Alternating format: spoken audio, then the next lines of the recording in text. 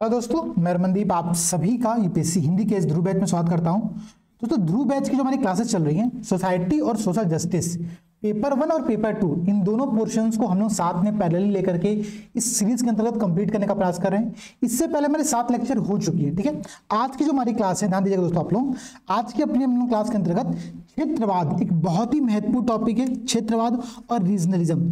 दरअसल देखिए, एक बात समझिएगा, हमने पिछली क्लास में जिस टॉपिक को डिस्कस किया था, जिसका नाम था कम्युनलिज्म, संप्रदायवाद, वो टॉपिक भी अपने में बहुत छोटा टॉपिक है। लेकिन जब मैंने आप लोगों से पहली क्लास के अंतर्गत सिलेबस पर डिस्कस किया था, मैंने आप लोगों को प्रॉपर समझाया था कि देखो भाई, सिलेबस के जो पोर्शंस दिए गए हैं, ये जो टॉपिक्स दिए गए हैं, ये टॉपिक्स के हर एक बिंदु पर आप लोगों को उसके डिफिनीशंस, उसके कारण, उसके फैक्टर्स, रीजंस, ठीक है, उसके इंपैक्ट क्या पड़ता है, ठीक है, उसके लिए क्या सजेशंस होते हैं, वो आपको अपने पास स्ट्रक्चर करके रखना पड़ेगा। ठीक है, देखिए बात समझिएगा, मेंस की जो पूरी परीक्षा होती है ना, वो परीक्षा सिर्फ और सिर्फ आपके उस 3 घंटे का एग्जाम नहीं होता है। उस 3 घंटे के एग्जाम के दौरान आपकी कई सारे ऐसे प्रश्न होते हैं, कई सारे ऐसे उत्तर के आंसर के आपके स्ट्रक्चर्स होते हैं, जिनकी आप रेडीमेड फॉर्मेटिंग करके लेकर जाते हो। कई बार होता है, जैसे कि मतलब अगर आपको शादी में जाना है तो आपको कपड़ा सिलवाना पड़ता है। ठीक है, आपके पास 2 विकल्प हैं, या तो आप कपड़े सिलवाओ, या तो आप किसी शॉप पर जाओ और शॉप से डायरेक्ट क्या रेडीमेड कपड़े खरीद लो और उस कपड़े को पहन करके चले जाओ। आपको काम यहां पर वही करना है, आपको हर प्रश्न के रेडीमेड स्ट्रक्चर तैयार करके रखने हैं। हमने पिछली हर क्लास में कुछ ना कुछ रेडीमेड स्ट्रक्चर के बारे में डिस्कस किया है। जैसे भाई आप ध्यान देना, हमने आपसे डिस्कस किया था पेस्टल अप्रोच, अगर आप लोगों को याद होगा तो पेस्टल अप्रोच मैंने आप लोगों से 4A के मेथड पर डिस्कस किया होगा कि अगर कहीं पर कारण अथवा चुनौतियां, चैलेंजेस पूछे जाएं तो उन चैलेंजेस में आप 4A के कॉन्सेप्ट को अप्लाई कर सकते हो। ठीक है, एफोर्डेबल, अवेलेबिलिटी, ठीक है, एक्सेप्टेबल, अवेयरनेस, ये सारे टॉपिक क्या है, इनको आप लोग 4A के अंतर्गत शामिल कर सकते हो। इसी प्रकार हमने पेस्टल के अप्रोच को देखा था। आज की जो हमारी पूरी क्लास है ना, क्षेत्रवाद का जो पूरा टॉपिक है, टॉपिक अपने में बहुत छोटा है, बहुत सिंपल सा नाम है रीजनलिज्म। आप लोग अपने दिनचर्या में डेली सुनते होंगे, ठीक है, पधारो हमारे गांव, ये क्या है, ये एक रीजनलिज्म का एक एग्जांपल है कि हम जिस क्षेत्र संस्कृति से रहते हैं, उस क्षेत्र और संस्कृति को क्या करते हैं, प्रमोट करने का प्रयास करते हैं। जो भी विद्यार्थी पूर्वांचल क्षेत्र के होंगे, जो व्यूअर्स पूर्वांचल क्षेत्र के होंगे, बिहार क्षेत्र के होंगे, उनको लिट्टी चोखा का आनंद बहुत अच्छा लगता होगा। उस लिट्टी चोखा के सामने पिज्जा का आनंद क्या होगा, उनके लिए फीका पड़ जाता है। क्यों? क्योंकि हमको रीजनलिज्म के बारे अंदर भावना है, हमको अपने क्षेत्र का जो खाना है, क्षेत्र की जो बोली है, क्षेत्र की जो संस्कृति है, उसको हम बहुत जल्दी एक्सेप्ट कर पाते हैं। यही पूरा कॉन्सेप्ट कहलाता है रीजनलिज्म। लेकिन जब आप मेंस के पॉइंट ऑफ व्यू से इस टॉपिक को पढ़ते हो तो ये इतना सिंपल नहीं है जितना कि आप लोगों को दिखता है। आज हम लोग करने के हवाले ध्यान दीजिएगा। सबसे पहले तो हम लोग ये देखते हैं दोस्तों कि रीजनलिज्म पर इससे पहले कितने प्रश्न पूछा गया है। देखिए, मेंस को पढ़ने का तरीका अथवा प्रीलिम्स के पेपर को पढ़ने का तरीका एक सिंपल होता है। आप किसी टॉपिक को अगर रीड कर रहे हो, किसी टॉपिक को पढ़ रहे हो, तो पहले तो ये चेक करो कि इस टॉपिक से प्रश्न कहीं पूछा भी गया है कि नहीं पूछा गया है।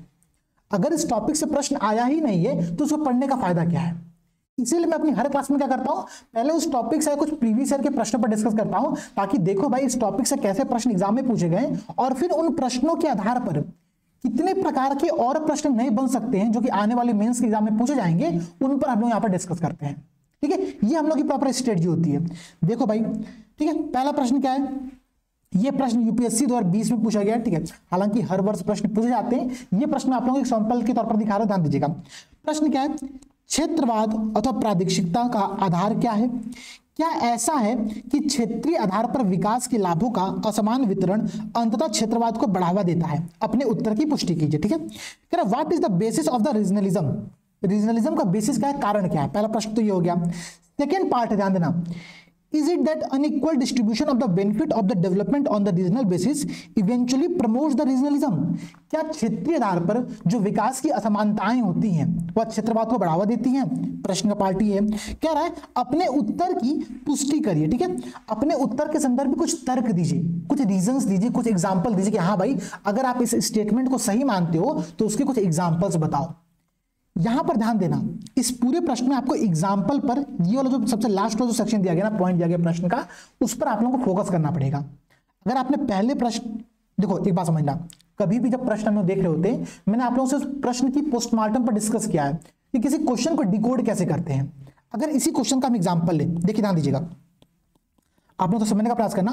अगर इस क्वेश्चन को एग्जांपल के तौर पर मैं आपसे डिस्कस करूं तो इस क्वेश्चन को डिकोड करने का प्रयास करो। इस क्वेश्चन में पूछा क्या जा रहा है, इस बात को समझने का प्रयास करो। सबसे पहले तो काम आप लोगों को ये करना है। पहला पार्ट है प्रश्न का, क्षेत्रवाद का आधार क्या है, पहला पार्ट यहां पर ये पूछा गया है। सेकेंड पार्ट क्या है भाई, क्या ऐसा है कि क्षेत्रीय आधार पर विकास के लाभों का असमान वितरण अंततः क्षेत्रवाद को बढ़ावा देता है? सेकेंड पार्ट यहां पर आप लोग से ही पूछा गया है। और जो थर्ड पार्ट है वो है अपने उत्तर की पुष्टि कीजिए। लेकिन आप अपने उत्तर की पुष्टि करने के लिए ना कोई अलग से पॉइंट नहीं लिख सकते हो। आप जब इस सेकेंड पार्ट में चीजों को लिख रहे होगे, आंसर को लिख रहे होगे, वहीं पर आपको एग्जांपल्स और कुछ बातें कोट करनी पड़ेंगी। ठीक है, तो ये आपका स्ट्रक्चर होता है प्रश्न को समझने का। प्रश्न के दो पार्ट हैं, दोनों पार्टों में आप लोगों को एग्जांपल को ऐड करना है। ये सिंपल सी बात यहां पर दी गई है। ठीक है, अब ध्यान दो भाई, सेकंड प्रश्न देखो, ये भी यूपीएससी 2020 में पूछा गया प्रश्न है। प्रश्न क्या है, do you agree that regionalism in the India appears to be a consequence of the rising cultural assertiveness? मतलब क्या, सांस्कृतिक मुखरता। हम लोग क्या कर रहे हैं, अभी हम लोग अपने संस्कृति को बहुत ज्यादा एक्सेप्ट करने का प्रयास कर रहे हैं। ठीक है, अपने प्रमोट करने का प्रयास कर रहे हैं, और उस प्रमोट करने के प्रयास में क्योंकि सांस्कृतिक मुखरता बढ़ रही है, कल्चरल असर्टिवनेस जो है वो बढ़ रहा है, इस वजह से भारत में रीजनलिज्म बढ़ रहा है। एक प्रश्न यहां पर दिया गया, क्या आप इस बात से सहमत हैं? यहां पर आपको तर्क के साथ चर्चा करनी है। ठीक है, तो आपको यहां पर कुछ पॉइंट यहां पर बताने पड़ेंगे एग्जाम्पल के तौर पर भी। ठीक है, अगला प्रश्न देखो क्या कह रहा है, क्षेत्रवाद की बढ़ती भावना एक अलग राज्य की मांग पैदा करने का एक महत्वपूर्ण कारक है, चर्चा करें। ठीक है, growing feeling of the regionalism is an important factor in the generation of the demand for a separate state, discuss. देखो, दो तीन बातें समझना। आप लोग ये सोच रहे होगे सर क्षेत्रवाद तो बहुत पुरानी कॉन्सेप्ट हो गया, अब तो हम लोग राष्ट्रवाद की भावना से ओतप्रोत है और नेशनलिज्म को प्रमोट करने का प्रयास कर रहे हैं। ध्यान देना, मैं आप लोगों को एक बहुत सिंपल सा पॉइंट समझाता हूं। अगर वो पॉइंट आप लोगों को समझ में आ गया ना तो सबसे अच्छी बात होगी। 21वीं सेंचुरी की अगर मैं बात करूं आप लोगों से, ठीक है, 21वीं सदी की बात करूं, वर्ष 2000 में ही हमने बहुत से ऐसे एग्जांपल्स देखे हैं जहां पर क्षेत्रवाद के कॉन्सेप्ट के कारण से, रीजनलिज्म के कॉन्सेप्ट के कारण से नई स्टेट की स्थापना हुआ। रीजनलिज्म सही है गलत है उस पर मैं बाद में डिस्कस करूंगा, पहले आप एग्जांपल को समझने का प्रयास करो। ठीक है, ध्यान दो, अगर आप लोग तो छत्तीसगढ़ की स्थापना हुई कहां से, मध्य प्रदेश से काट करके छत्तीसगढ़ के यहां पर स्थापना किया गया। ठीक है, आप देखो झारखंड की स्थापना हुआ कहां से, बिहार से काट करके झारखंड की स्थापना किया गया। आप देखो तो उत्तराखंड की स्थापना हुआ कहां से, यूपी से काट करके उत्तराखंड की स्थापना किया गया। ठीक है, आप देखो अभी रिसेंट में 2014 में क्या हुआ, तेलंगाना की स्थापना किया गया कहां से, तो आंध्र प्रदेश से काट करके तेलंगाना के यहां पर स्थापना हुआ। ये चार तो ऐसे एग्जाम्पल है जो कि 21वीं सेंचुरी के ही है। ठीक है, 21वीं सदी के एग्जाम्पल है, वर्ष 2000 के बाद से घटनाएं घटी हैं और ये एग्जाम्पल यहां पर आप लोगों के सामने दिए गए हैं। ठीक है, तो पॉइंट को समझो, रीजनलिज्म कोई बहुत पुराना कॉन्सेप्ट नहीं है। आज भले हम लोग अपने आप को बहुत नेशनलिज्म के कॉन्सेप्ट से ओतप्रोत मानते हैं, हम लोग कहते हैं राष्ट्रवाद बहुत ज्यादा फैल रहा है, लेकिन क्षेत्रवाद की भावनाएं हैं।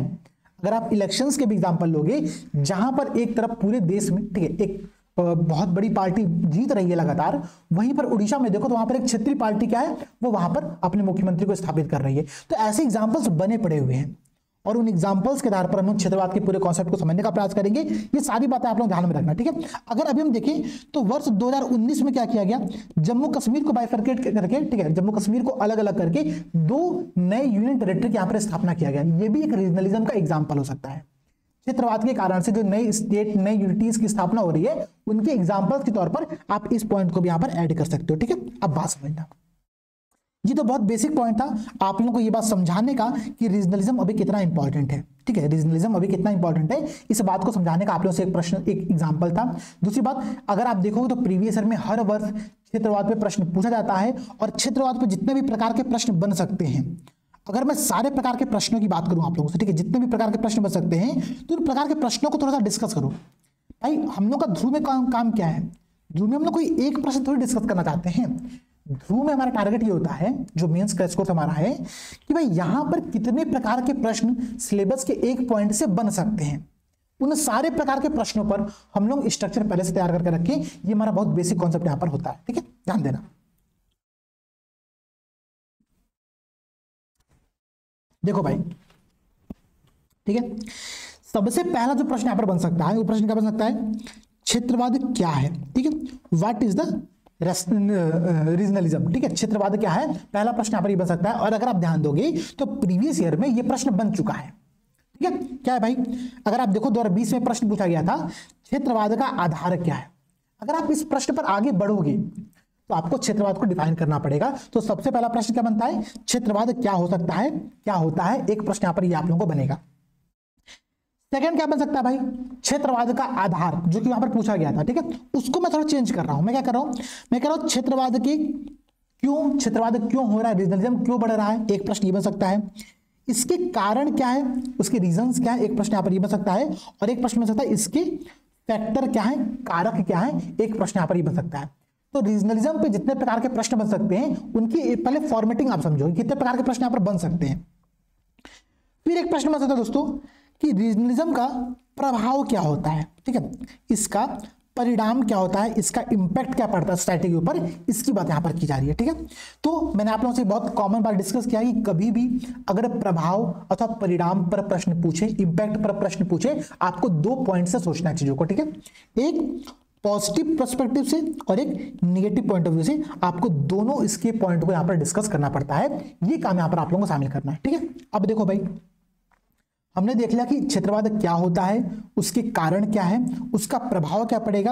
अब चूंकि अगर उसका प्रभाव निगेटिव पड़ रहा है तो उस निगेटिव प्रभाव को दूर करने के लिए हमको कौन से स्टेप लेने पड़ेंगे, कौन से गवर्नमेंट की इनिशिएटिव्स को स्टार्ट करना पड़ेगा, प्रमोट करना पड़ेगा, कैसे अवेयरनेस को बढ़ाना पड़ेगा, ये आपका यहां पर चौथा पार्ट बनता है, ठीक है। कि उस निगेटिव प्रभाव को दूर करने के लिए आप यहां पर कौन से उपाय अपनाएंगे, कौन से समाधान को फॉलो करेंगे, ये प्रश्न यहां पर आप लोगों का बनता है, ठीक है। तो क्या, क्यों, प्रभाव और उपाय, इतने प्रकार के प्रश्न इस टॉपिक से यहां पर बन सकते हैं।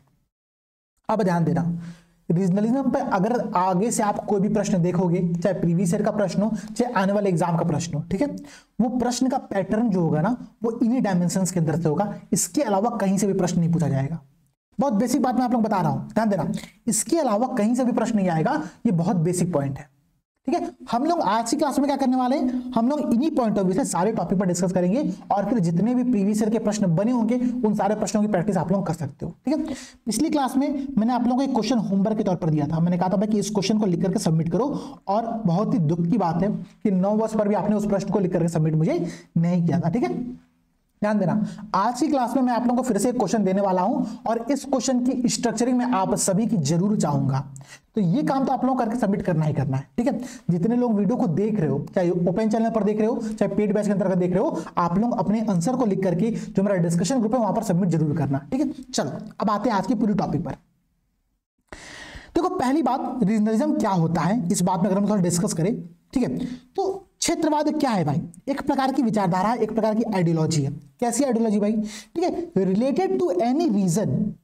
क्योंकि यहां पर रीजनलिज्म शब्द ही है, यहां पर क्षेत्रवाद शब्द ही है, तो किसी क्षेत्र विशेष से जुड़ी कोई ऐसी विचारधारा जो कि किसी न किसी कारण से, जैसे कि धार्मिक कारण हो सकता है, ठीक है, इकोनॉमिक कारण हो सकता है, सोशल कारण हो सकता है, ठीक है, कल्चरल कारण हो सकता है, इन कारण के आधार पर, ठीक है, ये एक अलग प्रकार के हितों को संग्रहित करती है, इकट्ठा करती है। इसको हम लोग कहते हैं क्षेत्रवाद। क्षेत्रवाद क्या है, फिर समझने का प्रयास करना।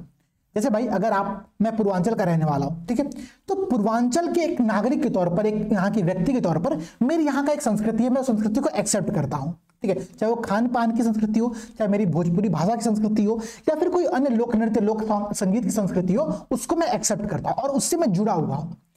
तो जब हम किसी भी कारण से, ठीक है, एक क्षेत्र विशेष के कॉन्सेप्ट को ज्योग्राफिकल पॉइंट ऑफ व्यू से ऐड करते हैं, वो कहलाती है क्षेत्रवाद। बहुत सिंपल एग्जांपल दूं आप लोगों को। एग्जांपल क्या है भाई, एग्जांपल है जीआई टैग, ठीक है। आप ध्यान देना भाई, जीआई टैग क्या है, क्षेत्रवाद का एक बहुत शानदार एग्जांपल है। आप लोग सोचोगे सर कैसे, ध्यान देना भाई, रसगुल्ला जो है वो कहाँ का है, वेस्ट बंगाल का है कि उड़ीसा का है, ये क्षेत्रवाद की भावना से ओतप्रोत है, ठीक है। मिथिला पेंटिंग कहाँ की है, ठीक है, ये आप देख लो।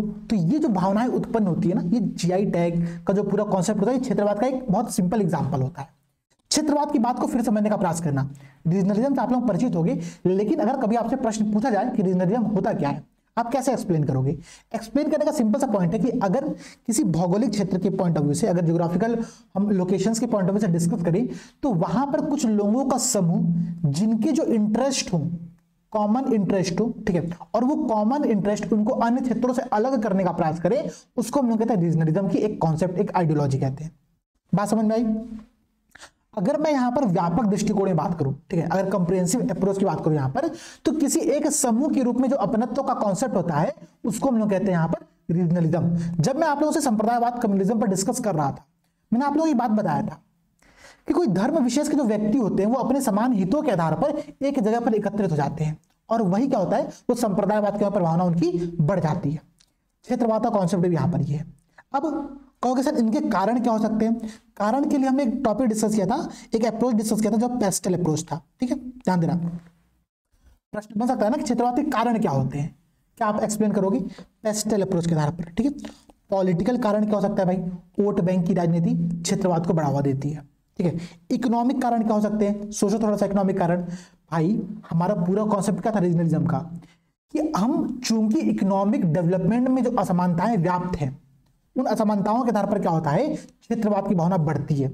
एग्जाम्पल के तौर पर झारखंड में बहुत सारे मिनरल्स वहां पर पाए जाते हैं। ठीक है, मैं झारखंड में 4 साल रहा धनबाद में। ठीक है, तो आप देखो वहां पर क्या है, मिनरल्स का पूरा एक रिच एरिया है। उत्तराखंड सेम कंडीशंस, लेकिन उसके बावजूद वहां पर क्या हो रहा है? डेवलपमेंट नहीं हुआ। और डेवलपमेंट क्योंकि नहीं हुआ, इसलिए वहां के लोगों ने कहा कि हमको एक नए अलग स्टेट की यहां पर मेरी मांग को पूरी करो, क्योंकि हमको अपने डेवलप करने के लिए एक नया राज्य बनना पड़ेगा। और यही रीजनलिज्म का कॉन्सेप्ट होता है। ठीक है, तो इकोनॉमिक डेवलपमेंट के आधार पर भी क्या होता है? जो क्षेत्रवाद का कॉन्सेप्ट होता है वो बढ़ता है। आप देखो हम लोग कहते हैं ना, महाराष्ट्र में क्या है, यूपी बिहार, अब तो मामला बहुत ठीक हो चुका। एक टाइम ऐसा था जहां पर यूपी और जो बिहार के लोग जो थे, जब वहां पर काम करने जाते थे तो उनको मार के भगा दिया जाता था। क्यों भाई?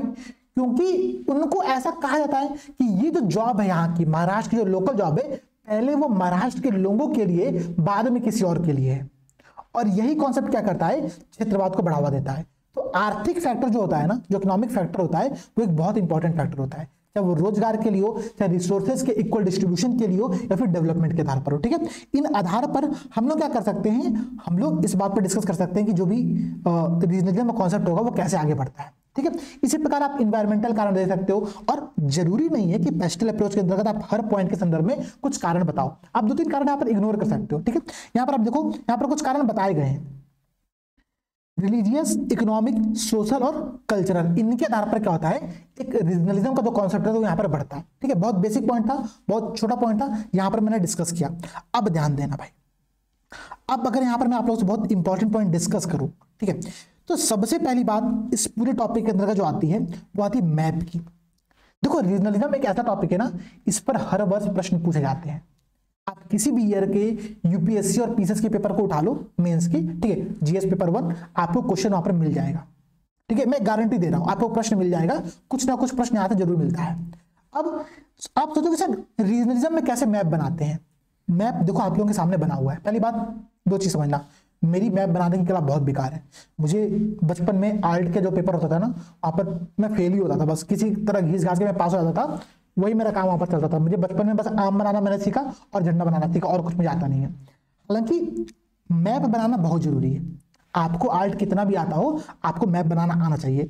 एग्जाम्पल के तौर पर आप लोग जब ज्योग्राफी की ध्रुव बैची क्लास कर रहे होगे, वहां पर गौरव सर ने आप लोगों को प्रॉपर तौर पर मैप बनाना सिखाया होगा कि 10 सेकंड में किस प्रकार से मैप को ड्रॉ करते हैं। ठीक है,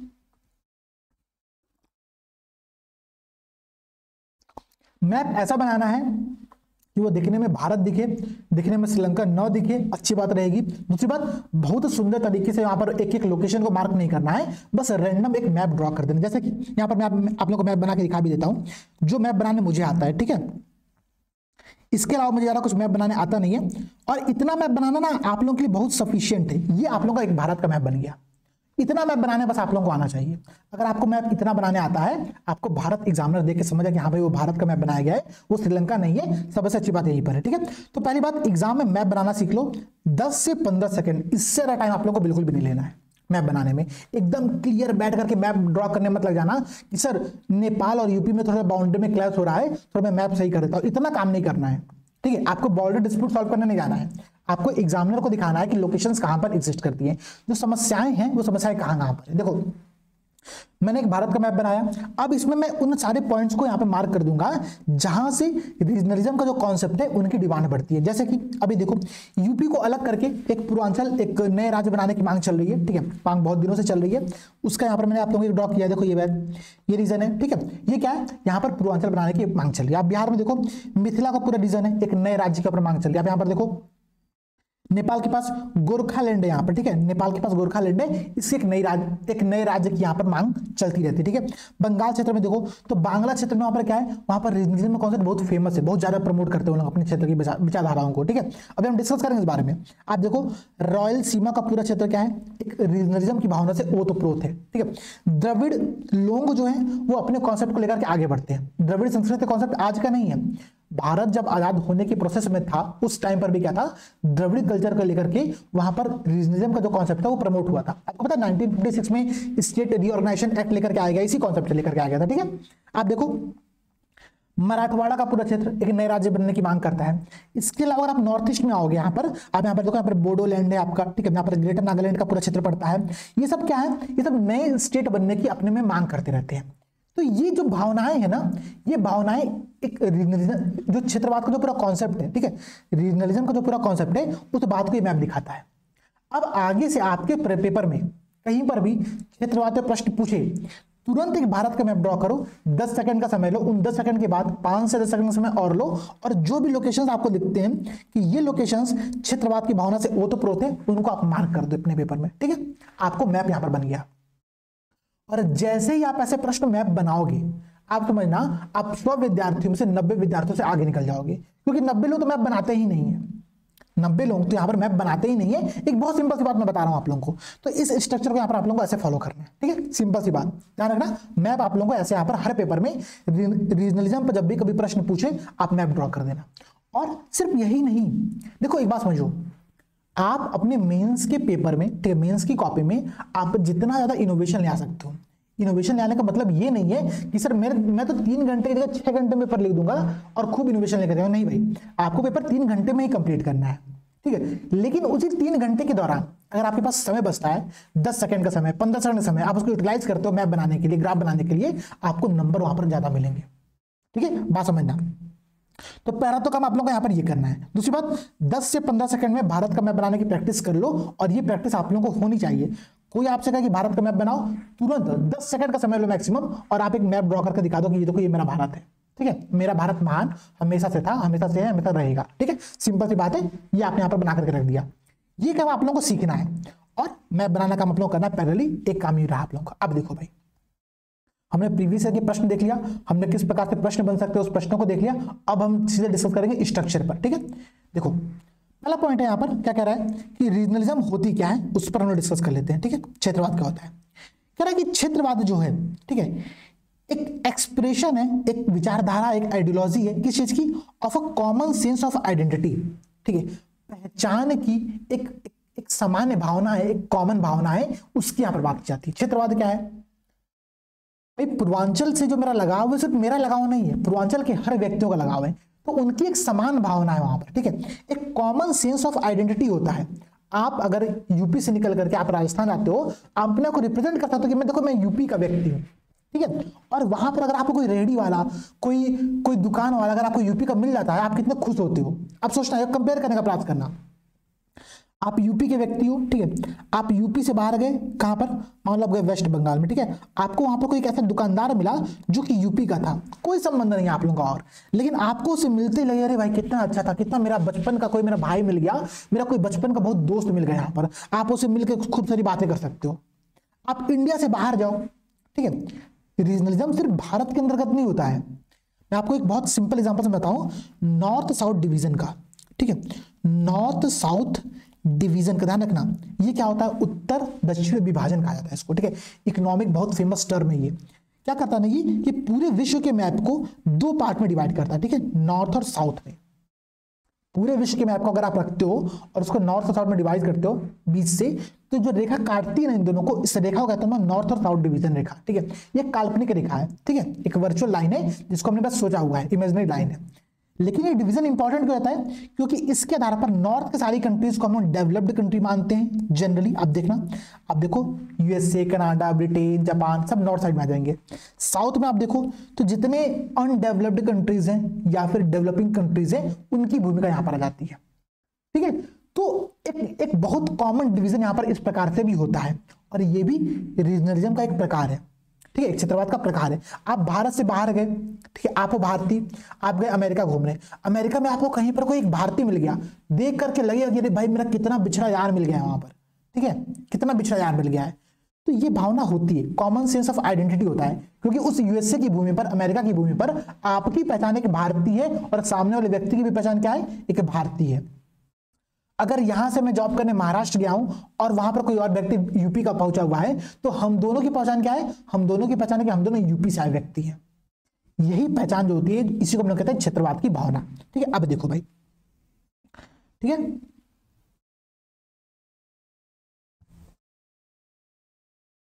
देखो क्षेत्रवाद। अब एक वो आपने शायरी सुना होगा ना, मतलब शायरी नहीं, सॉरी, कबीर जी का दोहा सुना होगा आप लोगों ने, ठीक है, अति का भला ना बोलना, अति की भली ना चूप, अति का भला ना बरसना, अति की भली ना धूप। मतलब किसी भी चीज का ना अति अच्छा नहीं होता है। हम जब संप्रदायवाद पर डिस्कस कर रहे थे, कम्युनिज्म के टॉपिक पर डिस्कस कर रहे थे कल की क्लास में, मैंने आप लोगों से एक बात बोला था, ये देखो संप्रदायवाद अच्छी बात है। क्यों अच्छी बात है?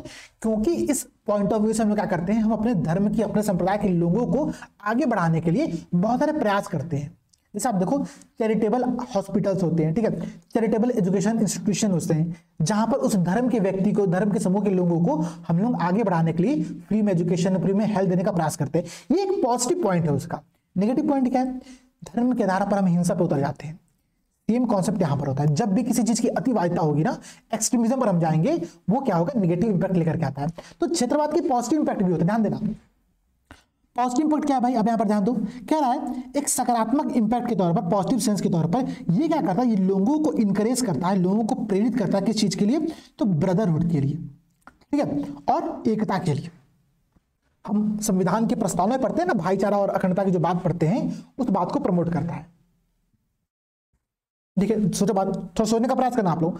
आप अगर पूर्वांचल के हो, अगर आप बिहार के हो, अगर आप यूपी के हो, आपकी एक भावना है वहां पर, और वो भावना उससे जुड़ी हुई भावना है।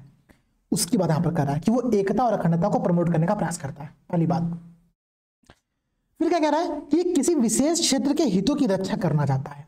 भाई अगर उत्तराखंड, ठीक है, अगर उत्तराखंड यूपी से अलग हुआ तो इस आधार पर अलग हुआ कि भाई हमको उत्तराखंड को डेवलप करना है। अगर झारखंड बिहार से अलग हुआ है तो वो इस कॉन्सेप्ट पर अलग हुआ, हालांकि वो कॉन्सेप्ट पूरा नहीं हुआ, अभी भी झारखंड उसी हालत में है, लेकिन इस कॉन्सेप्ट पर अलग हुआ कि भाई हमारे यहाँ पर बहुत सारे मिनरल्स हैं, हम अपने आप को डेवलप कर सकते हैं अलग तौर पर, ठीक है। इस कॉन्सेप्ट यहाँ पर फेमस होता है। तो जब किसी क्षेत्र विशेष के लोगों के जो कॉमन इंटरेस्ट होते हैं, उनको हम प्रोटेक्ट करने के लिए उस क्षेत्र की भावना को आगे बढ़ाते हैं, तो वो कहलाता है रीजनलिज्म। और ये एक पॉजिटिव पॉइंट होता है, ये एक पॉजिटिव सेंस होता है इस पूरे टॉपिक का। लेकिन जब इसकी क्या होती है, अतिवादिता होती है, ठीक है। देखो पॉजिटिव सेंस क्या था, वो डेवलपमेंट और लोगों के वेलफेयर की बात कर रहा था, ठीक है भाई, हम लोगों के कल्याण की बात कर रहे थे, हम लोगों के विकास की बात कर रहे थे। इन द नेगेटिव सेंस, जब हम नेगेटिव सेंस की बात करते हैं, हम क्या करते हैं ना, हम इसके एक एक्सेसिव कॉन्सेप्ट पर चले जाते हैं। और वो कॉन्सेप्ट क्या होता है, वो कॉन्सेप्ट होता है कि हमको देश से अलग होकर के अपना एक नया राज्य बनाना है। खालिस्तान की मांग सुना ना आपने? खालिस्तान की मांग क्या है? खालिस्तान की मांग है भाई, हमको एक नया पंजाब, एक नया देश बनाना है, ठीक है। और ये मांग क्यों उतर रही है? ये मांग होती है क्योंकि क्षेत्रवाद की जो भावना होती है वहां पर एक टाइम पर बहुत ज्यादा एग्रेसिव तौर पर आगे बढ़ चुकी थी। वहां के युवाओं में, वहां के लोगों में कॉन्सेप्ट बढ़ चुका था। उसके बाद आपको पता कि बहुत सारे कांड हुए, बहुत सारी घटनाएं घटी, भारत के प्रधानमंत्री की हत्या हो गई, ठीक है, ये घटनाएं घटी थी, आप लोगों को पूरा पता होगा कॉन्सेप्ट। तो निगेटिव सेंस में पूरा रीजनलिज्म किस प्रकार से ग्रो करता है, उसकी बात यहां पर हमने डिस्कस किया। अब अगर कभी भी आपके मेंस में प्रश्न पूछे कि क्षेत्रवाद क्या होता है, आप क्या लिखोगे?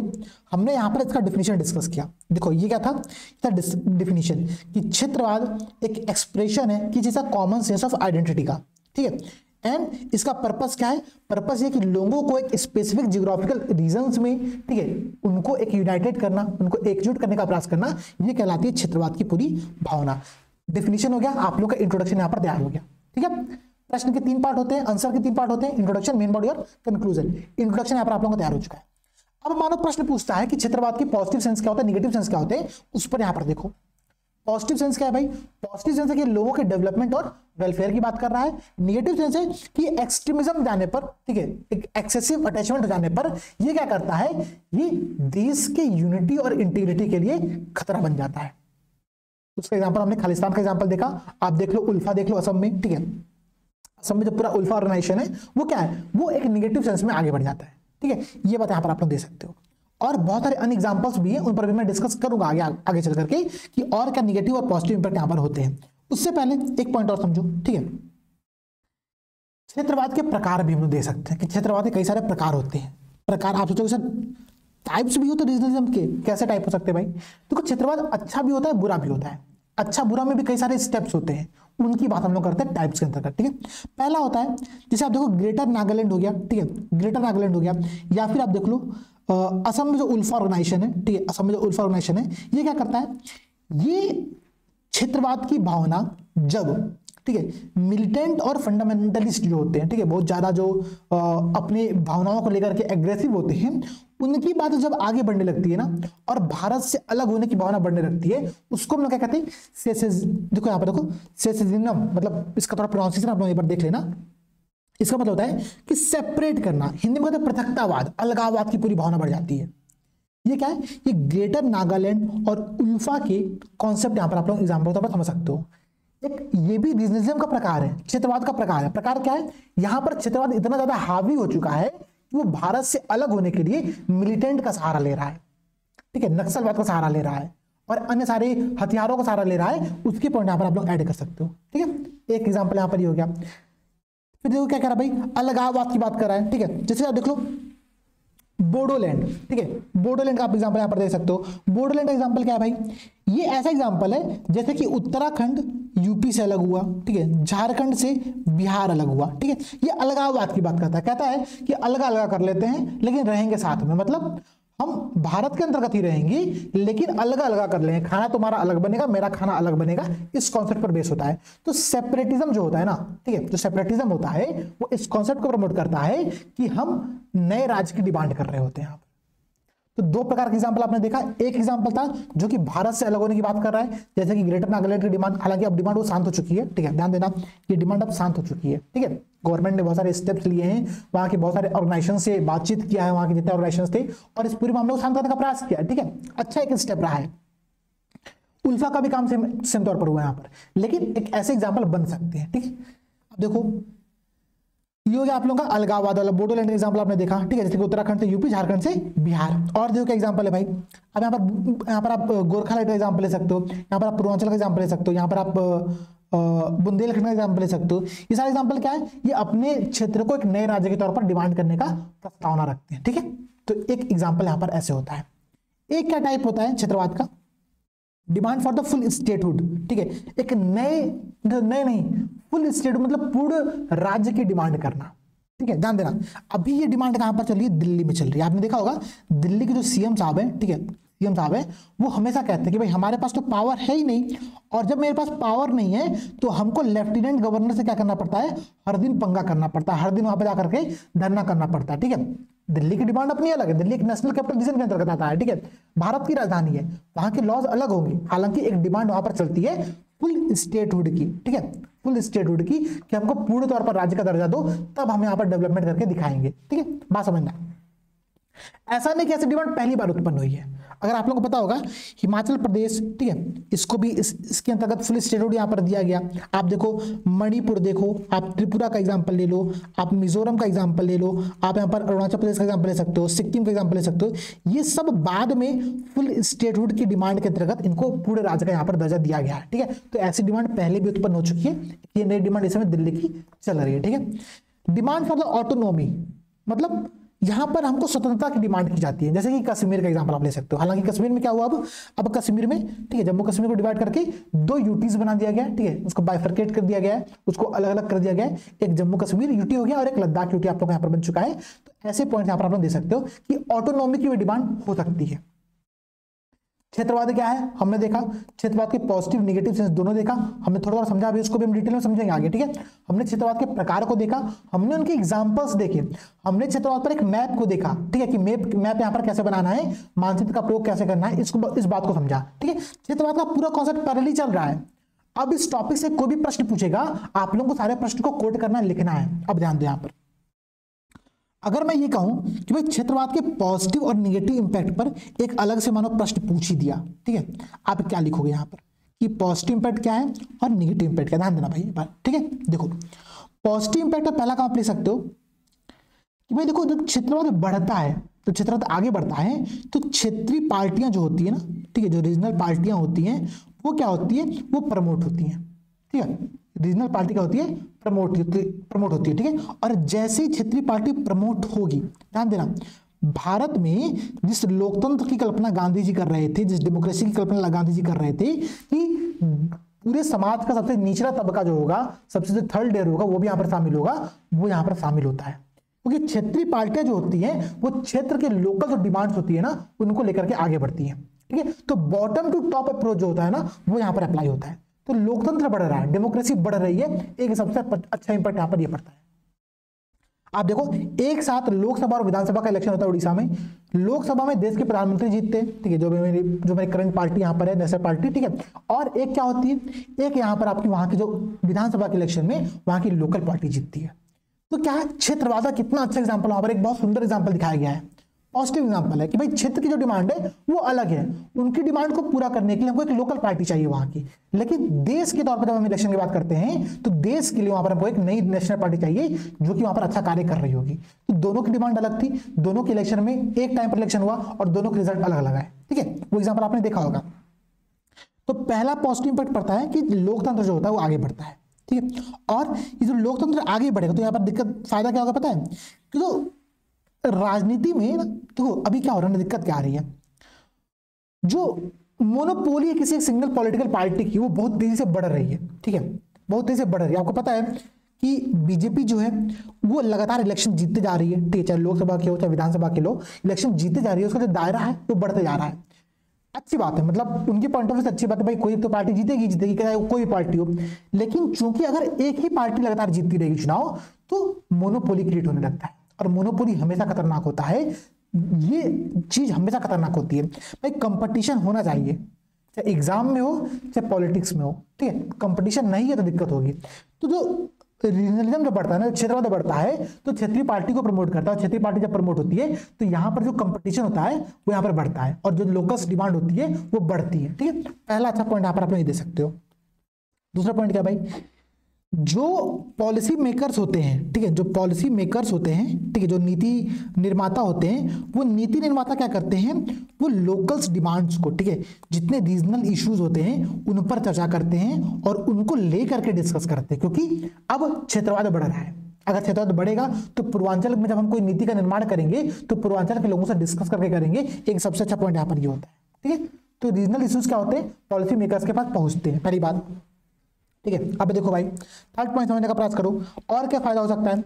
एक फायदा ये होता है ना दोस्तों, ठीक है, कि उस क्षेत्र की जो आर्ट और कल्चर है उसको हम लोग प्रमोट करते हैं, ठीक है। जैसे कि एग्जाम्पल के तौर पर, ठीक है, एग्जाम्पल तौर पर जैसे जीआई टैग का आप एग्जाम्पल ले लो, ठीक है। गोरखपुर में क्या है, टेराकोटा को हमने आगे बढ़ाया, टेराकोटा को हमने जीआई टैग यहाँ पर दिया, ठीक है। आप देखो रसगुल्ला का आपने एग्जांपल देखा, आपने मिथिला पेंटिंग का एग्जांपल देखा, आपने मिथिला मखाना का एग्जांपल देखा। ये क्या है, ये वहां की लोकल आर्ट और कल्चर को हम बढ़ाने का प्रयास कर रहे हैं, ठीक है। वहां की लोकल आर्ट और कल्चर को हम बढ़ाने का प्रयास कर रहे हैं। तो ये क्यों बढ़ रहा है, क्योंकि क्षेत्रवाद की भावना आगे बढ़ रही है, ठीक है। क्षेत्रवाद की भावना आगे बढ़ रही है, उसका बहुत सिंपल एग्जाम्पल यहाँ पर आप लोग देख रहे हो, ठीक है। और क्या भाई, ऐसा नहीं कि सिर्फ पॉजिटिव इंपैक्ट होते हैं, हमने नेगेटिव इंपैक्ट पर डिस्कस किया कि नेगेटिव इंपैक्ट भी इसके पड़ते हैं। एक बार डिटेल में देख लेते हैं क्या नेगेटिव इंपैक्ट पड़ता है, ठीक है। पहला इंपैक्ट क्या पड़ेगा भाई, देखो वायलेंस बढ़ेगा, ठीक है। जब भी किसी चीज की अतिवायता बढ़ती है तो वायलेंस बढ़ता है, ठीक है, नुकसान होता है। और जब वायलेंस बढ़ेगा, हिंसा होगी, तो क्या होगा, देश का अथवा उस क्षेत्र का जो आर्थिक डेवलपमेंट है वो क्या होगा, वो बाधित होगा, ठीक है। जैसे कि जम्मू कश्मीर का एग्जाम्पल आप ले सकते हो। जम्मू कश्मीर में क्या हुआ भाई, वहां पर, ठीक है, वायलेंस हुआ, हिंसा हुआ, ठीक है। बाहर के लोगों को जमीन खरीदने की परमिशन नहीं थी और तमाम सारे कानून थे, उसने कारण से क्या होता कि आर्थिक डेवलपमेंट वहां पे प्रभावित हो रहा था। अभी क्या हुआ, 370 को हटाया गया, जम्मू कश्मीर में बहुत सारे नए कानून लेकर के आ गए। तो अब वहां पर देखो आप, तो इन्वेस्टमेंट आ रहे हैं, फॉरेन इन्वेस्टमेंट आ रहे हैं, भारत के जो बड़े बड़े उद्योगपति हैं वहां पर इन्वेस्टमेंट कर रहे हैं, तो एक अच्छी भावना क्रिएट हो रही है ना। तो जब भी वायलेंस होगा, इकोनॉमिक डेवलपमेंट पर इंपैक्ट पड़ेगा, पहला का। दूसरा क्या कर रहा है भाई, ठीक है, अब अगर क्षेत्रवाद बढ़ता है तो क्षेत्रवाद क्या कर सकता है? क्षेत्रवाद वही कर सकता है कि मिलिटेंट और फंडामेंटलिस्ट को एक जगह दे सकता है देश के खिलाफ आवाज उठाने की, ठीक है, देश के खिलाफ आवाज उठाने की। जैसे कि आप नक्सलवाद का एग्जांपल ले सकते हो, ठीक है, नक्सलवाद का एग्जांपल ले सकते हो, आप एक्सट्रीमिज्म का एग्जांपल ले सकते हो, आप उग्रवाद का एग्जांपल ले सकते हो।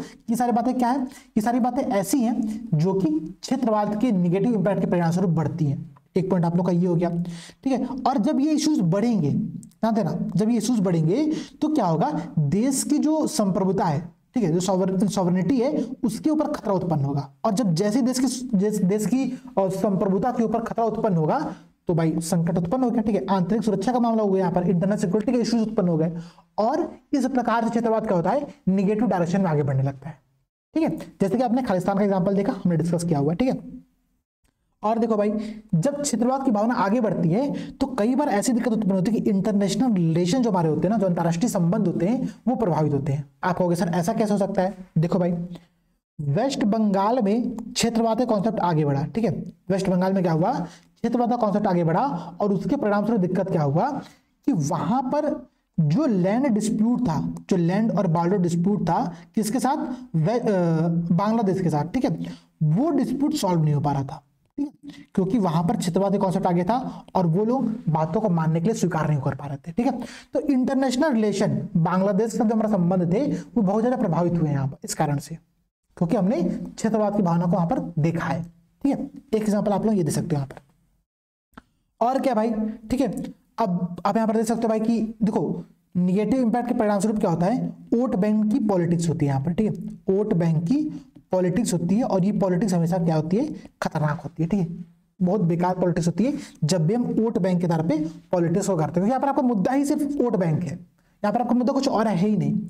हम भाई कोई मानो कोई स्टेट है, ठीक है, मान लो गुड़गांव है, मैं एक बहुत छोटा सा एग्जांपल आप लोग दे रहा हूँ, ये स्टेट नहीं है, ठीक है, एक हरियाणा का आपका एक पार्ट है मान लो, ठीक है, एनसीआर में आपका आ जाएगा। अब मानो भाई यूपी से और बिहार से बहुत सारे लोग यहाँ पर क्या कर रहे हैं? जॉब करने के लिए आ रहे हैं। तो वो लोग जॉब करने के लिए यहाँ पर आएंगे तो ऑब्वियसली यहाँ पर तो जॉब क्रिएट हो रहा है। उनमें लोग ऐसा कहते हैं कि पहला हक जो है वो यहाँ के लोकल लोगों का है। अब इनको तो यहाँ पर जॉब मिल नहीं रहा है क्योंकि इनकी जॉब की जगह पर यूपी से, बिहार से, वेस्ट बंगाल से, झारखंड से लोग काम करने आ रहे हैं। और इस कारण से क्या होता है ना, इस कारण से एक विवाद उत्पन्न होता है, जो कि आपने एग्जांपल महाराष्ट्र के तौर पर देखा होगा कि महाराष्ट्र में यूपी और बिहार वालों को मार मार के एक टाइम पे भगा दिया जाता था, ठीक है, एग्जांपल आपने देखे होंगे। उस एक निगेटिव इंपैक्ट यहाँ पर ये भी पड़ता है, ठीक है, कि भारत की जो अर्थव्यवस्था है वो निगेटिवली प्रभावित होती है, ठीक है। अब देखो भाई, अब इसका सॉल्यूशन क्या है भाई? हमने सारी बात डिस्कस कर लिया, इसका सॉल्यूशन क्या है एक बार उस बारे में भी डिस्कस कर लेते, ठीक है। सॉल्यूशन बात करना बहुत जरूरी है, समाधान के बिना तो कुछ काम होगा ही नहीं भाई। आप सिविल सर्वेंट बनने जा रहे हो, ध्यान देना। अगर प्रश्न में कभी भी चैलेंजेस पूछा गया है, ठीक है, कभी भी चैलेंजेस पूछा गया है, चुनौतियां पूछी गई हैं, आप उस चुनौतियों को सिर्फ मतलब पूछा है कि क्षेत्रवाद की चुनौतियां क्या हैं स्पष्ट करें, ठीक है। मानो प्रश्न ये सिंपल सा है, क्या आप सिर्फ और सिर्फ चुनौती बता के छोड़ दोगे? नहीं, क्योंकि आप एक सिविल सर्वेंट बनने के प्रयास में हो, आप आगे चल करके देश की प्रशासनिक व्यवस्था को अपने हाथों में लेने वाले हो। तो वहां पर आपको सिर्फ प्रॉब्लम को आइडेंटिफाई करना आपका काम नहीं है, आपको प्रॉब्लम को आइडेंटिफाई करने के साथ ही साथ आपको उन प्रॉब्लम के सॉल्यूशंस पर बात करना पड़ेगा कि हाँ भाई देखो समस्या तो है, लेकिन उस समस्या का समाधान ये है कि हम इस प्रकार से क्या कर सकते हैं, इस मुद्दे को दूर कर सकते हैं, ठीक है। ये बात आप समझने का प्रयास करना, ये आपका यहां पर अप्रोच हो सकता है। तो कभी भी अगर चैलेंजेस पूछे, चुनौतियां पूछे, आपको समाधान बताना ही पड़ेगा। वो हिडन होता है वहां पर, उस प्रश्न के अंतर्गत वो हिडन एक कॉन्सेप्ट होता है कि आपको ये बात वहां पर लिखनी ही लिखनी है, ठीक है। छोटा लिखो, कम शब्दों में लिखो, लेकिन लिखो जरूर। देखो पहला प्रयास क्या होगा भाई, सबसे सिंपल मैं बताऊं तो आप लोगों को, तो यहाँ पर कोऑपरेटिव फेडरलिज्म जो होता है ना, ठीक है, जो संघवाद का एक नया प्रकार होता है कि हम सहकारिता के बेस पर आगे बढ़ते हैं, ठीक है। हम कोऑपरेटिव फेडरलिज्म की बात कर रहे हैं, सब लोग मिलजुल करके आगे बढ़ने का प्रयास कर रहे हैं। इस पूरे कॉन्सेप्ट को प्रमोट करना हमारे लिए बहुत जरूरी है, ठीक है। हमको ये काम करना चाहिए। और ये काम करता कौन है? भारत में नीति आयोग की स्थापना का पूरा उद्देश्य यही था कि सभी स्टेट जो हैं, जो अन्य अलग अलग सारे राज्य हैं, उन राज्यों की समस्याएं क्या हैं, उनकी जरूरतें क्या हैं, और उन समस्याओं और जरूरतों को ध्यान में रखते हुए किस प्रकार से हम उन सबके साथ मिल करके एक तौर पर आगे बढ़ सके, इसका पूरा काम नीति आयोग को यहाँ पर देखना है। तो नीति आयोग की जो स्थापना हुआ ना, उसने क्षेत्रवाद के कॉन्सेप्ट पर ध्यान देने का बहुत अच्छा प्रयास किया है, ठीक है। ध्यान रखना आप लोग, नीति आयोग की भूमिका बहुत शानदार है यहाँ पर। आप देखो तो नीति आयोग करता क्या है, सारी स्टेट रैंकिंग जारी करता है कि एजुकेशन में स्टेट की रैंकिंग ऐसी है, हेल्थ में स्टेट की रैंकिंग ऐसी है, वाटर इंडेक्स में स्टेट की रैंकिंग ऐसी है, ठीक है, कंपोजिट वाटर मैनेजमेंट इंडेक्स जो जारी करता है, और जो स्वच्छता इंडेक्स, बहुत सारे इंडेक्स जारी किए जाते हैं, ठीक है, इसके द्वारा भी, नीति आयोग के द्वारा भी। उनका आधार ये होता है कि वो कोऑपरेटिव फेडरलिज्म को प्रमोट कर सके। तो क्षेत्रवाद को दूर करने का सबसे सिंपल एग्जांपल है कि हम हर राज्यों को देश की पॉलिसी में शामिल करें, पहला काम, ठीक है, पहला काम, सबसे सिंपल एग्जांपल। दूसरा काम क्या भाई, आप देखो तो बहुत सारे ऐसे प्रोविजन किए गए, जैसे कि रीजनल काउंसिल, क्षेत्रीय परिषदों का कॉन्सेप्ट आप देख लो, ठीक है, आप इंटर स्टेट काउंसिल का कॉन्सेप्ट देख लो, अंतर्राज्यीय परिषद, ठीक है, सरकारी आयोग, अंतर्राज्यीय परिषद आपको पता होगा, ठीक है, आर्टिकल 263, आप एग्जाम्पल तौर पर इस बात को यहाँ पर शामिल कर सकते हो, ठीक है। ये दो तो आपके प्रशासनिक काम हो गए, ठीक है, एक प्रशासनिक सॉल्यूशन हो गया आप लोगों के सामने। एक नीति आयोग का सॉल्यूशन होगा कि नीति आयोग को कोऑपरेटिव फेडरलिज्म को प्रमोट करने पर ध्यान देना चाहिए, ठीक है। इसके अलावा नीति आयोग को एक काम और करना ही चाहिए कि जो सोशल एक्सपेंडिचर है, ठीक है, जो सामाजिक खर्च है, जैसे कि एजुकेशन पर, हेल्थ पर, सैनिटाइजेशन पर, इन सब पर इन लोगों को खर्चा ज्यादा करना चाहिए, ताकि वहां के हर क्षेत्र के लोगों की जो डिमांड है वो पूरी हो पाए। अब मानो एक बात समझना, मानो कोई बहुत बड़ा स्टेट है, ठीक है, उस स्टेट में जितने फेमस हॉस्पिटल हैं वो किसी 2-3 डिस्ट्रिक्ट में सिमट जाए और बाकी स्टेट क्या हो, अकेला सुना पड़ जाए, और कोविड आ गया, मानो भगवान ना कर दोबारा आए, लेकिन जब आया था मान लो, ठीक है, क्या हुआ कि उसके परिणाम स्वरूप वहां के जो लोग, जहां पर हॉस्पिटल नहीं है, उनमें एक नए स्टेट बनने की डिमांड बढ़ेगी, ठीक है। तो हमको काम ये करना है कि हर जगह पर, हर डिस्ट्रिक्ट में हमको सोशल एक्सपेंडिचर पर कार्य करना पड़ेगा। हर क्षेत्र में, हर लोकेलिटी में हमको सामाजिक खर्चे जो है, एजुकेशन, हेल्थ, सैनिटाइजेशन, इन सब बेसिक नीड्स पर ध्यान देना पड़ेगा। एक सिंपल सा बात आप यहाँ पर शामिल कर सकते हो, ठीक है। और देखो क्या भाई, कुछ सजेशन है अवेयरनेस के लिए, जैसे कि एक भारत श्रेष्ठ भारत, ठीक है, आजादी का अमृत महोत्सव, ये दोनों क्या करते हैं, ये दोनों भारत की जो संप्रभुता है, भारत की जो एकता है, अखंडता है, उसको प्रमोट करने का प्रयास करते हैं।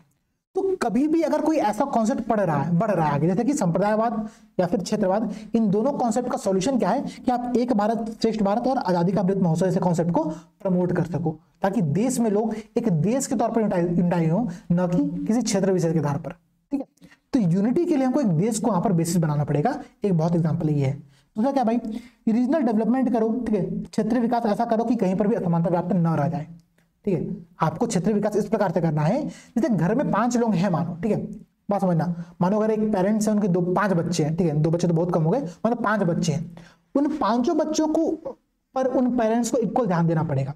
अगर वो इक्वल ध्यान नहीं देंगे, समस्या क्या होगी, मानो अगर वो 5 जो पेरेंट्स है वो किसी एक बच्चे को बहुत ज्यादा प्यार करते हैं और उस बच्चे पर सारा खर्चा कर दे रहे हैं, तो क्या बाकी 4 बच्चे विरोध नहीं करेंगे? ऑब्वियसली करेंगे, ठीक है। और वही काम यहाँ पर होता है कि एक देश के तौर पर जितने राज्य हैं वो उसके बच्चे हैं, और उन बच्चों पर उनको ध्यान देने की यहाँ पर आवश्यकता पड़ जाती है। एक पॉइंट है कि रीजनल डेवलपमेंट हमको यहाँ पर करना पड़ेगा। दूसरा कल्चरल इंटीग्रेशन, ठीक है, सांस्कृतिक एकीकरण, और इसका सबसे सिंपल एग्जांपल क्या है, एक भारत श्रेष्ठ भारत। सांस्कृतिक एकीकरण में एक भारत श्रेष्ठ भारत की बहुत अच्छी भूमिका। हमारे कॉलेज में क्या था, एक भारत श्रेष्ठ भारत के बहुत सारे प्रोग्राम होते थे। वहां पर क्या होता था कि कई बार फूड काउंटर लगे हुए हैं, ठीक है, हम गए वहां पे साउथ इंडियन की सारे डिशेस वहां पर रखे हुए हैं, ठीक है, आप खाओ। वो क्या है, वो साउथ इंडिया की कल्चर को प्रमोट करने का प्रयास है। कभी वहां पर लिट्टी चोखा की पार्टी हो रही है, कभी आप देखो तो वहां पे लोकल नृत्य हो रहा है किसी एक असम का, ठीक है, बिहू के नृत्य वहां पर किए जा रहे हैं एक भारत श्रेष्ठ भारत के अंतर्गत। तो वहां की लोकल कल्चर को प्रमोट करने के लिए हमको कल्चरल इंटीग्रेशन करना बहुत जरूरी है, ठीक है। ये सारे कुछ सॉल्यूशंस हैं जिनको आप लोग क्या कर सकते हो, अपने कंक्लूजन में शामिल कर सकते हो, ठीक है। अब ध्यान देना, आप क्योंकि सर क्या सारे पॉइंट लिखने हैं, नहीं, इनमें से कोई 2-3 पॉइंट आप पिक करो, ठीक है, उन 2-3 पॉइंट को आप अपने सॉल्यूशन में लिख दोगे, आपका आंसर पूरा हो जाएगा, ठीक है। आप ऐसे लिख सकते हो कि क्षेत्रवाद एक अच्छी भावना है जब तक कि हम उसको एक लिमिट में रखें, और उस लिमिट में रखने के लिए हमको 2-3 बातों पर ध्यान देना पड़ेगा। क्या, देखो क्षेत्रवाद को तब तक नेगेटिव सेंस में नहीं लेना है जब तक कि वो देश की अखंडता के लिए, देश की एकता के लिए खतरा ना बन जाए। मतलब जब तक वो एंटी नेशनल फिनोमेना पर आगे नहीं बढ़ रहा है ना, तब तक हमको क्षेत्रवाद को बहुत लाइटली लेना है, क्योंकि क्षेत्रवाद बहुत जरूरी है देश के डेवलपमेंट के लिए, उस क्षेत्र के डेवलपमेंट के लिए, ठीक है। अगर क्षेत्रवाद मिलिटेंट से, ठीक है, एग्रेसिव टर्न ले लेता है उनके साथ मिलकर के, तब हमको उस बिहेवियर को रोकना बहुत जरूरी पड़ जाता है। ये एक सिंपल सॉल्यूशन आप यहाँ पर दे सकते हो, या फिर सॉल्यूशन कर दे सकते हो कि नीति आयोग को सभी स्टेट के साथ मिलकर के कोऑपरेटिव फेडरलिज्म को बढ़ावा देना चाहिए, ठीक है। हर क्षेत्र में हमको डेवलपमेंट करने का प्रयास करना चाहिए, ठीक है। Inter state council, regional council को पावर देना चाहिए ताकि वो हर क्षेत्र पर क्या कर सके, विशेष तौर पर ध्यान दे सके, उनकी डिमांड्स को फुलफिल कर सके। एक बहुत सिंपल सी बात यहाँ पर ये होती है। ये आपका पूरा कंक्लूजन बनेगा, ठीक है। ये थे क्षेत्रवाद के आधार पर जितने प्रश्न बन सकते थे उनके आप लोगों के स्ट्रक्चर। अब सोचोगे सर इन प्रश्नों को लिखना कैसे? भाई हमने तो पूरा टॉपिक डिस्कस कर लिया, आपको मैं पीडीएफ शेयर कर दूंगा, उस पीडीएफ में आप देखो तो सारे पॉइंट्स लिखे हुए हैं, ठीक है, जितने पॉइंट्स थे सारे पॉइंट्स आप लोगों को लिखे मिल जाएंगे, ठीक है। अब आपको जब प्रश्न आप यहाँ पर देखोगे, प्रश्न बहुत सिंपल सा है। प्रश्न क्या है भाई? क्षेत्रवाद की बढ़ती भावना एक अलग राज्य की मांग पैदा करने का एक महत्वपूर्ण कारक है, चर्चा करें, ठीक है। आप यहाँ पर एग्जाम्पल दो। एग्जाम्पल मैंने आप लोगों को बताया ना, उत्तराखंड, झारखंड, ठीक है, तेलंगाना, ठीक है, ऐसे कुछ एग्जाम्पल मैंने आप लोगों को दिए, वो एग्जाम्पल क्या करो यहाँ पर आप लोग शामिल कर लो, ठीक है, एग्जाम्पल शामिल कर लो। एक भारत का मैप बना देना कि किस प्रकार से क्षेत्रवाद के कारण से क्या हो रहा है कि नए नए स्टेट की स्थापना होती जा रही है, उसका एग्जाम्पल यहाँ पर आप लोग दे सकते हो, ग्राफ बना करके, एक मैप बना करके आप समझा सकते हो, ठीक है। अब बताओ कि क्षेत्रवाद बढ़ती भावना के कारण से राज्य की मांग कैसे पैदा हो रही है, आपका हर एक पॉइंट होगा कि उत्तराखंड में क्यों हुआ, ठीक है, ऐसे कैसे हुआ, भाई रीजनल डेवलपमेंट को प्रमोट करना क्यों जरूरी था, ठीक है, वहां की लोकल जो संस्कृति को कंजर्व करने के लिए लोगों ने वहां पर विरोध किया, प्रदर्शन किया, ठीक है, इस आधार पर। और कई बार देखो समस्या होती भी है, समझना, कई बार ऐसा होता है कि मान लो एक स्टेट है, ठीक है, एक स्टेट है, मान लो यूपी है, उसे मान लो एक रीजन है बुंदेलखंड का रीजन, ठीक है। अब बुंदेलखंड की जो समस्याएं हैं वो समस्याएं अलग समस्या होंगी बाकी यूपी कंपेरिजन में, ठीक है, वहां पर सूखा है, वहां पर बाढ़ आ रही है, वहां पर क्या दिक्कत हो रही है, उनकी एक अलग समस्या है। तो समस्या को सॉल्व करने के लिए उनको एक अलग पॉलिसी चाहिए होगी, एक अलग पॉलिसी चाहिए होगी, वो एक कॉमन पॉलिसी तो अपना काम नहीं कर सकते हैं, ठीक है। इसीलिए ये जो क्षेत्र होते हैं ना, क्षेत्र अपने नए राज्य की मांग कर रहे होते हैं, ठीक है। बहुत सिंपल एग्जांपल था, इस बात को आप लोग अगर शामिल कर सकते हो, ठीक है। तो ऐसे आप लोगों को ऐड करना है, पॉइंट्स को ऐड करना है, भारत एक मैप बना करके मैंने आप लोगों को बात समझाया कि मैप कैसे बनाना है, कैसे शामिल करना है चीजों को, और कैसे आंसर को लिखना है, उसके नेगेटिव सेंस क्या होते हैं, पॉजिटिव सेंस क्या होते हैं, उसके इंपैक्ट पर हमने डिस्कस किया कि पॉजिटिव इंपैक्ट क्या होगा, नेगेटिव इंपैक्ट क्या होगा, और इसके अलावा हमने सारी बातों को यहाँ पर डिस्कस किया हुआ, ठीक है, सॉल्यूशन डिस्कस किया, सारे काम हमारे यहाँ पर कंप्लीट होता है, ठीक है। क्षेत्रवाद के 4 प्रकार होते हैं, उन चारों प्रकारों में मैंने आप लोगों को डिस्कस किया, ठीक है। देखो ध्यान देना, सोचोगे सर कि चारों प्रकार याद करना, नहीं याद मत करो, सपने मन में सोच लो ना कि भाई हाँ ये चीज होती है, ठीक है। कई ऐसे क्षेत्रवादी कॉन्सेप्ट है जहां पर हम फुल स्टेटहुड की मांग करते हैं, कई ऐसे क्षेत्रवादी कॉन्सेप्ट है जहां पर हम क्या करते हैं, भारत के अंतर्गत एक नए राज्य की मांग करते हैं। एक क्षेत्रवाद का एक ऐसा प्रकार है जहां पर हम भारत से अलग होकर नए राज्य की मांग करते हैं, और एक क्षेत्रवाद ऐसा जहां पर हमको बस ऑटोनॉमी चाहिए, बस हमको स्वतंत्रता चाहिए कि अपने डिसीजन हम खुद यहाँ पर ले सके, हमको बस ये चाहिए। तो ऐसे कई सारे डिमांड होते हैं, क्षेत्रवाद के प्रकार ऐसे होते हैं, उनको आप यहाँ पर शामिल कर सकते हो एग्जाम्पल के तौर पर, ठीक है। ध्यान देना, positive sense, negative sense, solution हमने सारे पॉइंट देख लिया। ऐसे आप लोगों को इस पूरे टॉपिक पर प्रश्न जब भी आया आप लोगों के सामने उसको लिखना पड़ेगा, ठीक है। अब देखो भाई, अब देखो ये आप लोगों का आज का पूरा टॉपिक कंप्लीट हो चुका है। अब मैं आप लोगों को एक प्रश्न दे रहा हूं होमवर्क के तौर पर, ठीक है। ध्यान देना, ये प्रश्न आप लोगों का होमवर्क है, बहुत इंपॉर्टेंट प्रश्न है, बहुत बेसिक प्रश्न है। यूपीएससी 2014 में इस प्रश्न को पूछा था। प्रश्न क्या है भाई? How are the Indian debates on the secularism differ from the debate in the west, ठीक है। धर्मनिरपेक्षता पर भारतीय वाद विवाद पश्चिम वाद विवादों से किस प्रकार भिन्न है, एक प्रश्न यहाँ पर दिया गया। मैं उम्मीद करता हूं कि मेंस क्रैश कोर्स करने वाला हर व्यक्ति इस टॉपिक को तो पढ़ा होगा कि धर्मनिरपेक्षता के जो सेकुलरिज्म होता है उसके 2 कॉन्सेप्ट होते हैं, ठीक है। एक जो हमारा इंडियन कॉन्सेप्ट है, एक वेस्ट का कॉन्सेप्ट होता है हमारा, ठीक है, वेस्टर्न कॉन्सेप्ट होता है। वो दोनों कॉन्सेप्ट किस प्रकार से अलग होते हैं, प्रश्न यहाँ पर यही पूछा कि तो बहुत बेसिक प्रश्न है, धर्मनिरपेक्षता पर बहुत बेसिक प्रश्न है। और आप ध्यान दो, तो धर्मनिरपेक्षता का जो पूरा टॉपिक है ये आप लोगों के सिलेबस के अंतर्गत दिया गया है, ठीक है, सिलेबस के अंतर्गत दिया गया है।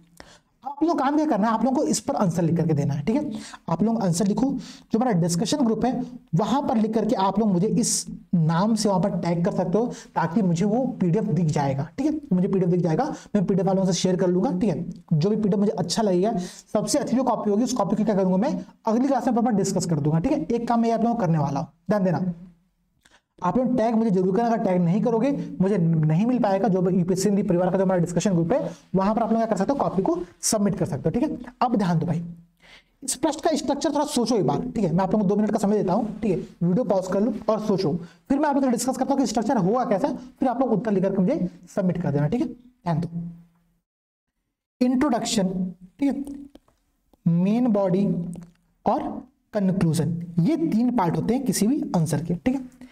इंट्रोडक्शन आप क्या लिखते हो भाई? प्रश्न की धर्मनिरपेक्षता पर भारतीय वाद विवाद पश्चिमी वाद विवादों से किस प्रकार भिन्न है, ठीक है। आप यहां पर काम ये कर सकते हो, सबसे पहले काम आप चाहो तो यहां पर सेकुलरिज्म को डिफाइन कर दो, ठीक है। आपके संदर्भ में जो भी सेकुलरिज्म होता है आप उसको यहां पर डिफाइन कर सकते हो। एक कॉन्सेप्ट आप लोगों का ये हो सकता है इंट्रोडक्शन, ठीक है। दूसरा क्या स्ट्रक्चर है भाई, आप यहाँ पर बताओ कि सेकुलरिज्म जो होते हैं उसको विभिन्न मतों के अनुसार उसके 2 पार्ट होते हैं, 2 प्रकार होते हैं, दो विभिन्न उसके आइडियोलॉजी कॉन्सेप्ट होते हैं, और वो एक होता है वेस्टर्न कॉन्सेप्ट और एक होता है भारतीय कॉन्सेप्ट। और हम लोग निम्न आधार पर इनकी यहाँ पर आलोचना या फिर उनकी विभिन्नताओं को देखते हैं, ठीक है, भिन्नताओं को देखते हैं, डिफरेंस को यहाँ पर देखते हैं, ठीक है। ये आप लोगों का इंट्रोडक्शन हो जाएगा, बहुत सिंपल सा इंट्रोडक्शन होगा, ठीक है। आप ध्यान देना, जब मेन बॉडी लिखोगे तो मेन बॉडी आप लोगों को टेबल फॉर्मेट में बनाना सीखना पड़ेगा, ठीक है। कि किस प्रकार से टेबल फॉर्मेट का आप लोग प्रयोग कर सकते हो, इसी बात को समझाने के लिए मैंने ये क्वेश्चन यहाँ पर आप लोगों को दिया है। इसके मेन बॉडी को सीधे सीधे टेबल फॉर्मेट में ही आप लोगों को बनाना है, ये बात ध्यान रखिएगा। एक तरफ होगा भारतीय संदर्भ, एक तरफ होगा वेस्टर्न संदर्भ, ठीक है, एक तरफ होगा वेस्टर्न संदर्भ। इस दो पार्ट में करके आप लोगों को अपने आंसर को यहाँ पर क्या करना पड़ेगा, लिखना पड़ेगा, बिंदुवार लिखना, बुलेट पॉइंट में लिखना चीजों को, और लिख करके कॉपी को सबमिट करना। ध्यान देना, यहाँ पर आप लोगों को कंक्लूजन लिखना पड़ेगा, कंक्लूजन नहीं है लेकिन आप लिख जरूर देना। अब लिखोगे क्या, ये मैं आप लोगों पर छोड़ता हूं। मैं देखता हूं कि इस प्रश्न में कंक्लूजन कितने प्रकार से आप लोग लिख सकते हो, ठीक है। जो सबसे अच्छा कंक्लूजन होगा उस कंक्लूजन को मैं अलग से आप लोगों को बताऊंगा कि देखो ये कंक्लूजन बेस्ट था, इसको आप लोग लिख करके सबमिट कर सकते हो, ठीक है। ध्यान देना, 150 शब्दों का प्रश्न है, ठीक है, 150 वर्ड्स का प्रश्न है, तो शब्द सीमा बिल्कुल इंपॉर्टेंट है, शब्द सीमा बिल्कुल ध्यान रखना। समय सीमा को आप इग्नोर कर सकते हो अभी के लिए, ठीक है, आप समय सीमा इग्नोर कर सकते हो। आप मैक्सिमम यहाँ पर, ठीक है, 20 से 25 मिनट का समय लेना, लेकिन उससे समय मत लेना, इस प्रश्न को लिख करके, ठीक है, डिस्कशन ग्रुप पे अपलोड कर देना, मैं वहां पर आप लोगों की कॉपी देख लूंगा, ठीक है। उम्मीद करूंगा क्लास आप लोगों को समझ में आया होगा। और एक बहुत इंपॉर्टेंट पॉइंट, एक बहुत इंपॉर्टेंट बात ये है दोस्तों, ठीक है, कि 10 जनवरी को, ठीक है, 10 जनवरी को, ठीक है, डीएसपी जो हमारे यहाँ से सेलेक्ट हुए थे इस बार, ठीक है, शिवांग सर, वो गोरखपुर आ रहे हैं, ठीक है, शिवांग सर गोरखपुर आ रहे हैं। तो आप लोग प्रॉपर तौर पर जो भी गोरखपुर के निवासी होंगे, गोरखपुर के लोग होंगे, वो गोरखपुर आ सकते हैं। गोरखपुर के अगल बगल वाले विद्यार्थी जो भी है वो प्रत्यक्ष तौर पर मिलने यहाँ पर उनसे आ सकते हैं। आप लोग आना, डिस्कस करना चीजों को, यहाँ पर आप लोगों के लिए पूरी क्लास अवेलेबल रहेंगी, ठीक है। 2-3 घंटा 4 घंटा प्रॉपर सर से यहाँ पर समय देंगे। उसके बाद ये पूरी क्लास लाइव भी होगी, तो लाइव वाले जो मित्र हैं वो लाइव क्लास को देख सकते हैं, चीजों को पूछ सकते हैं अपने डाउट्स को। ये क्लास आप लोग करना 10 जनवरी को हमारे लिए एक बहुत ही अच्छा अवसर है आप लोगों के लिए, ठीक है, बहुत अच्छा अपॉर्चुनिटी है, तो इसको बिल्कुल मिस मत करना, ठीक है। उम्मीद कर रहे हैं क्लास आप लोग समझ में आया होगा, ठीक है। और अगर कोई डाउट होता है, कोई समस्या आती है, आप लोग मुझसे वीडियो के कमेंट सेक्शन में पूछ सकते हो। तब तक दोस्तों जय हिंद और जय भारत।